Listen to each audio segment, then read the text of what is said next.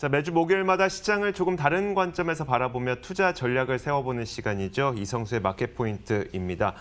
유니인베스트먼트 이성수 대표 나왔습니다. 어서 오세요. 안녕하세요. 네, 안녕하세요. 자, 오늘의 주제를 보니까 이제 연말 배당락일이 며칠 남지 않은 가운데에서 과연 이번 그 연말 배당락일을 전후해서 증시의 움직임은 어떻게 일어날 것이냐 라는 점을 좀 보여주실 건가 봐요. 그런 부분도 있지만요. 이 배당락일을 기점으로 해가지고 수급상에 중요한 변화가 발생하게 됩니다. 그런데 이러한 부분을 좀 자세히 파고 들어가 보면 세 가지 이슈가 이제 배당락일 전에 우리나라 증시에 영향을 미치게 되는데요. 저 크게 구분을 해서 뭐 수개월 단위, 수주 단위, 그리고 배당락일 직전 며칠 사이에 발생하는 수급 문제들이 있는데 이 부분을 파고 들어가 보게 되면요. 재밌는 점이 있습니다. 최근에 대형주 중심의 장세가 계속 네. 펼쳐지고 있지 않습니까? 이 부분이 해소되는 변곡점을 우리가 찾아볼 수가 있습니다. 그럼 지금까지 소외됐던 뭐 소형주나 이런 것들이 올라갈 수 있는 계기가 마련될 수도 있다는 건가요? 예, 그 이야기를 드리기 전에 네. 뭐 먼저 내용을 먼저 알아봐야 내용부터 한번 되겠죠. 보도록 하죠, 그러면. 예, 우리가 보통 이제 매년 연말이 되면 배당락이 확정이 됩니다. 이 올해 같은 경우는 12월 29일로 잠정 예정되어 있는데 이게 배당이 확정됐다라는 의미가 이제 내가 배당을 받는구나라는 의미를 넘어가지고 2020년 연말 기준으로 해서 내가 이 회사의 주주 명부에 등재가 되는 겁니다. 네. 그렇기 때문에 요 이슈 같은 경우에는 주주 명부에 등재되는 순간 세금 문제가 또 얽혀 있게 돼요. 그렇죠. 그래서 우리가 올해 내내 이슈화되었던 대주주 양도세 이슈뿐만 아니고 이게 배당을 받게 되면 이제 또 금융 소득 종합 과세 이 이슈도 얽혀 있기 때문에 개인 투자자분들 수급에 큰 영향을 미치게 됩니다. 그래서 우리가 이 부분을 보게 되면은 주식 시장에 특이한 독특한 수급 현상을 만들게 되는데 이 부분에 대해서 좀 자료를 준비해 봤습니다. 네. 자, 그 자료를 한번 보면서 이야기를 계속 이어가 보죠. 예. 앞서 언급드린 대로 우리 배당락을 전후로 해가지고 수개월 또는 수주 또는 그리고 며칠 사이에 수급의 변화가 발생한다고 말씀드렸는데 지금 화면상의 자료는 이 주주 명부 폐쇄에 관한 공시 사례를 하나 캡처를 해본 겁니다. 자, 이제 주주 명부 폐쇄가 되면은 여러분들도 보유하고 있는 주식의 12월 결산법인 주주가 되실 텐데, 그렇죠. 예, 이 주주가 되는 기점인 배당락을 전후로 해가지고 예, 앞서 언급드린 대로 수개월 단위의 이슈인 대주주 양도세 이슈 그리고 수주 단위의 수급 이슈라고 할 수 있는 좀 특이한 부분인데요. 공매도 상환 이슈가 또 있습니다. 공매도 상환 이슈요? 예, 이게 이제 지금 현재 진행 중인 이슈고요. 그리고 여기에 배당 회피 매도 물량도 또 수주 안에 지금 발생되고 있고 마지막으로 배당락 전 며칠 사이에 실제 배당하고 그리고 배당락 차이를 이용한 차익 거래가 발생해요. 네네. 그래서 요거 마지막 부분은 이제 금융 투자의 수급의 변수가 되긴 하는데 이 부분을 좀 조사를 해봤습니다. 이 보다 보면 좀 재밌는 부분이 정말 많이 있습니다. 알겠습니다. 수개월, 수주, 며칠 이렇게 기간별로 어떤 이슈들이 발생을 한다고 하는데 가장 첫 번째로 눈에 띄는 이슈가 저는 대주주 양도세 이슈가 눈에 띄는데요. 그렇죠. 올해 내내 우리 속썩였던 이슈 네. 아니겠습니까? 자, 올해 그 추석 전부터 해가지고 대주주 양도세 기준 3억 원이 그대로 될 것이다라는 이야기 때문에 정말 우리 소갈이 많이 했고 우리 또 마켓포인트 코너를 통해 가지고 좀 많이 강조 드려왔던 부분 그렇죠. 아니겠습니까? 자, 그런데 우리 생각해 보게 되면요, 추석 전에 이 이슈가 부상될 때부터 개인 투자자분들 사이에서 이거 기재부에서 강행할 것 같다. 그러면서 매도를 시작하신 분들이 많이 계셨어요. 네네. 그리고 10월 달에는 기재부에서 아예 그냥 우린 원칙대로 가겠다는 분위기였잖아요. 이 기간 중에요. 개인 투자자분들 중에 좀 규모가 크게 투자하셨던 분들은 이거 올해 연말에 좀 큰일 나겠다. 그리고 본인도 한 종목에 3억 원 이상 보유하신 분들도 많았기 때문에 10월부터 매도 물량이 나왔습니다. 네. 예, 다행히 그 11월 초에 이 이슈가 이제 물 건너가기는 하였지만 그래도 지금 남아 있는 것이 대주주 양도세 기준 10억 원 기준인데요.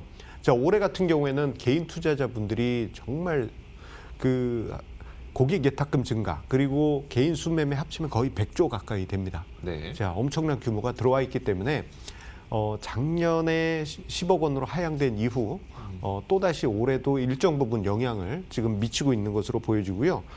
자, 연말로 접어들수록 특히 이제 지난달부터 해서 조짐은 나타나기 시작했고요. 네. 그리고 12월에도 이 그 대주주 양도세 기준 10억 원 회피하기 위한 매도 물량이 나오면서 스몰캡의 부진 원인이 됐고 네. 그리고 연말로 다가갈수록 내가 생각해봤는데 이거 모르고 있다가 뒤늦게 아신 분들도 분명 계실 거예요. 네.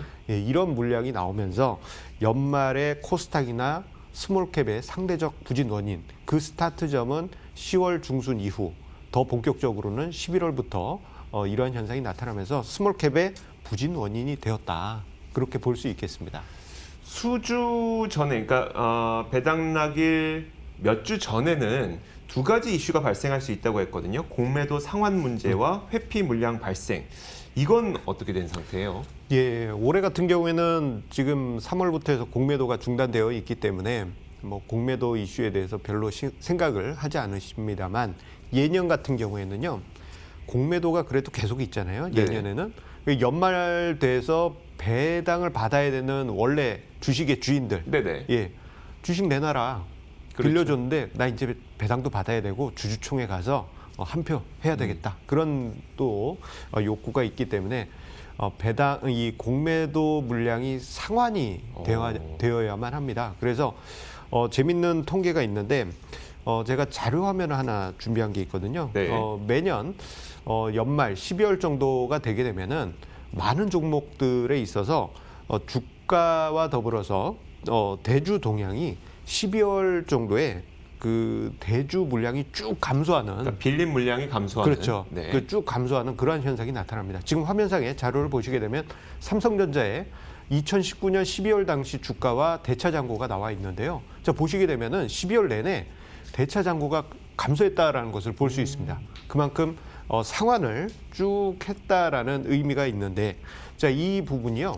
어떤 문제가 있냐면 올해 같은 경우에는 공매도가 중단되어 있기 때문에 스몰캡에서는 저런 현상이 올해는 안 나타날 겁니다. 소형주에서는 올해 이제 일단 공매도를 못했으니까 그렇죠. 상환할 것도 없어서 소형주에서 올해 저런 움직임은 나타나기 힘들 것 같다. 예, 네. 대신에 이제 대형주 쪽에서는 일정 부분 남아 있다 보니까 최근에 이제 대형주들 중에 허무하게 퍽퍽 치고 올라가는 종목들이 많이 있거든요. 네네. 예, 일정 부분 저 영향이 반영이 된 게 아닌가 그렇게 추정이 됩니다. 그렇다면 소형주에는 어떤 영향을 미치게 될 것으로 보이세요? 예, 이 부분 같은 경우에는 원래 예년 같은 경우에는 대주주 양도세 회피 매도 물량을 네. 이 그 공매도 그 상환하는 물량이 상충하면서 주가 하락 충격을 막아주는 네네. 연말에 막아주는 효과가 있었거든요. 일정 부분.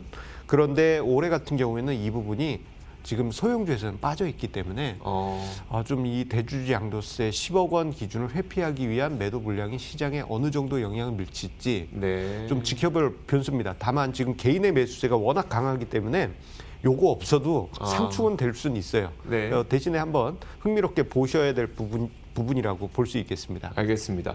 또 한 가지 몇 주 전에, 그러니까 배당락일 몇 주 전에 나타날 수 있는 또 한 가지 현상이 배당 회피 매도라는 현상을 또 예. 짚어주셨었거든요. 요 부분이 좀 생소하게 느껴지실 수 있어요. 네, 배당을 왜 안 받아요? 배당 받는 게 땡큐인데 네네. 왜 회피하느냐. 근데 우리 개인 투자자분들 중에요.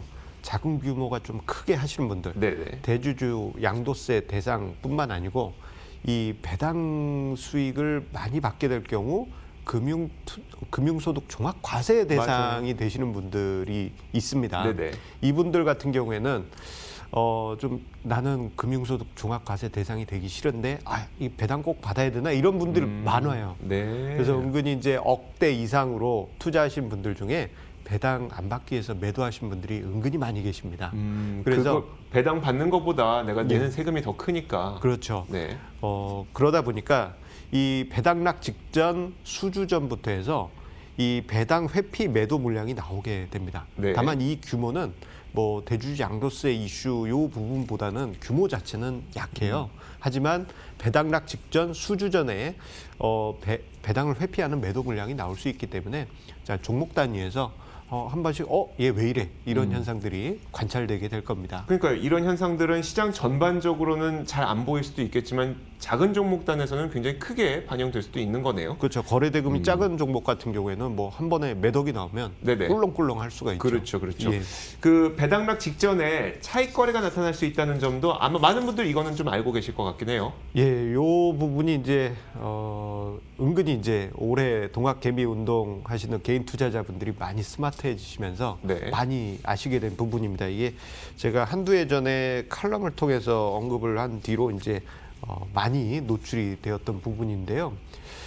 이 배당락에 대한 개념부터 다시 한번 설명을 드리자면 옛날 옛적 네. 2000년 이전만 하더라도 배당락을 그 거래소에서 강제했어요. 이 너 배당금 이만큼 하니까 시가 배당락이래 이만큼 하락해서 출발해야 돼. 아예 그랬었습니다. 네.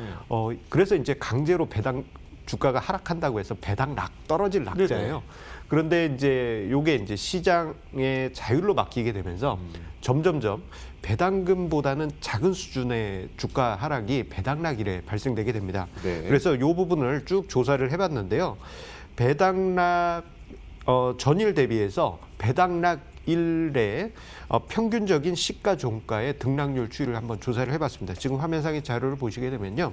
자, 가장 왼쪽이 2001년부터 해서 2019년까지 평균치, 가운데가 2001년부터 해서 2010년, 마지막이 2010년부터 해서 2019년의 평균치인데 파란색 막대가 배당락일 전일 대비한 시가의 평균치고요. 네네. 빨간색 막대가 종가 기준입니다. 그런데 수치를 보더라도 0.몇%에 불과합니다. 그렇죠.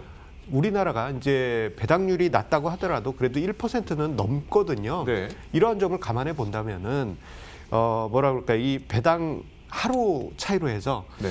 내가 배당 그 락 감안하고 배당 받는 거 이렇게 썸해서 퉁 치면 하루 만에 0.몇% 수익이 나겠구나. 네. 예, 그러한 것을 기대를 할 수 있는 것이죠. 그래서 차익 거래의 명분이 형성이 되는 대목이라고 할 수 있겠습니다. 일반 개인은 사실 이거 알고 있으면서 이런 게 가능하다 혹은 뭐 있다는 건 알고 있으면서도 내가 뭐 0.몇%를 위해서 내가 그 큰 리스크를 져야 되라는 것 때문에 실제 안 하는 걸로 알고 있거든요. 그렇죠. 이 가능할까요? 개인 투자자 분들 입장에서는 이 하루에 0.몇%는 이제 감질맛이 안 나죠. 네네. 예, 이 부분은 이제 기관이나 외국인들이 많이 하는 그렇죠. 예, 그 일종의 정말 하루 단위로 차익 거래를 벌이는 그 방식이라고 할 수 있겠는데 이게 연 환산하면 어마어마하죠. 네. 예, 0.몇%라고 하더라도 거의 곱하기 240 하면은 네. 연 환산으로 해서는 수십 %에 그렇죠. 해당하는 네. 높은 수익이기 때문에 이 꽤 오래 전부터 계속 반복적으로 이어져 왔습니다. 그래서 배당 낙일 등락률과 배당 수익률 이 부분을 같이 썸한 자료를 준비를 해봤는데요. 그 자료를 보시게 되면 생각보다 좀 높은 수치입니다. 이 자료에는 세금이라든가 거래 비용은 빠져 있는데 전반적으로 1% 이상의 수익률을 보여왔다. 배당락을 감안하더라도 배당 수익 받으면 대략 1% 정도의 수익을 발생했다라는 것을 볼 수 있는데 이 부분이 이제 금융투자의 수급에 영향을 미칩니다. 네네. 그래서 배당락일 전 며칠 그리고 배당락일 후 며칠 동안에 금융투자의 수급이 그 전에는 매수로 들어왔다가 그 이후에는 매도로 나타나게 됩니다. 이런 내용을 토대로 우리가 어떤 의미를 찾을 수 있는 건가요? 그 결론을 조금만 짧게 얘기해 주시겠어요? 이게 뺑글뺑글 많이 돌아왔는데요. 네네. 아마 눈치채신 분들도 계실 겁니다. 배당락일을 기점으로 해가지고 뭔가 수급의 변화가 엄청나게 발생하겠구나. 자, 이 부분을 생각해 보면은 대주주 양도세 이슈 네. 그리고 배당 회피 물량 이 부분이 배당락일을 지나는 순간 다시 얘네들이 돌아오겠구나라는 것을 우리가 생각해 볼 수 있어요. 네네. 그래서 배당락일 이후에 다음해 1월에는 스몰캡이 상대적으로 강한 현상들이 거의 매년 반복되어 왔습니다. 지금 화면상의 자료를 보시게 되면 2002년부터 해서 최근까지 19년간의 케이스가 있는데요. 네. 14번 이 1월에 스몰캡의 상대적 강세가 있었고 상대적 강세 수준은 평균 1.7%포인트 수준이었습니다. 네. 이러한 현상을 감안해 보면 지금 현재는 스몰캡이 답답하지만 내년 1월에는 뭔가 시원한 일이 발생하지 않을까 네. 그렇게 정리할 수 있겠습니다. 알겠습니다. 자, 지금까지 유니인베스트먼트 이성수 대표와 함께 이야기 나눠봤습니다. 고맙습니다.